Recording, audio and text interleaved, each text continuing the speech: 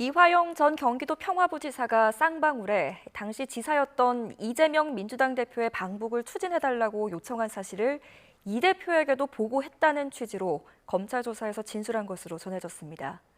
쌍방울 불법 대북 송금 의혹과 무관하다는 기존의 입장을 일부 번복한 건데 검찰의 칼끝이 본격적으로 이 대표를 향할 것이란 관측이 나옵니다. 박정현 기자입니다. 쌍방울이 지난 2019년 북측에 800만 달러를 불법 송금하는 데 관여했다는 혐의 등으로 재판받고 있는 이화영 전 경기도 평화부지사. 검찰은 쌍방울이 경기도가 내야 할 스마트팜 사업 비용 500만 달러와 당시 경기지사인 이재명 민주당 대표의 방북 비용 300만 달러를 대신 북측에 전달한 것으로 보고 있습니다.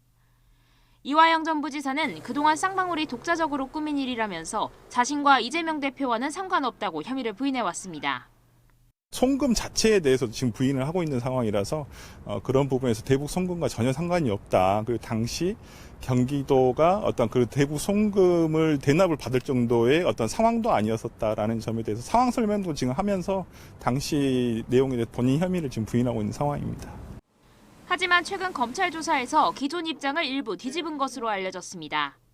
쌍방울에 도지사의 방북을 추진해달라고 요청했다는 사실을 당시 이 대표에게도 보고했다고 진술한 겁니다. 이 전 부지사의 입장 변화는 최근 재판 과정에서부터 감지됐습니다.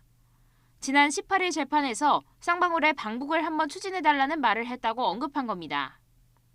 최근 김성태 전 쌍방울 회장이 법정에서 대북 송금 과정을 구체적으로 진술한 것과 무관치 않다는 해석이 나옵니다.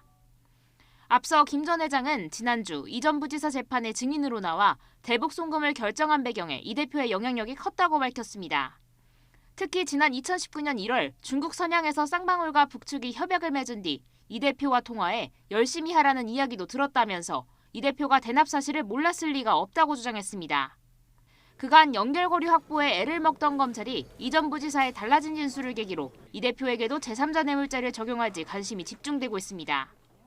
특히 조만간 이 대표 소환으로 이어지는 등 수사가 급물살을 탈 수 있다는 전망까지 나옵니다. YTN 박정현입니다.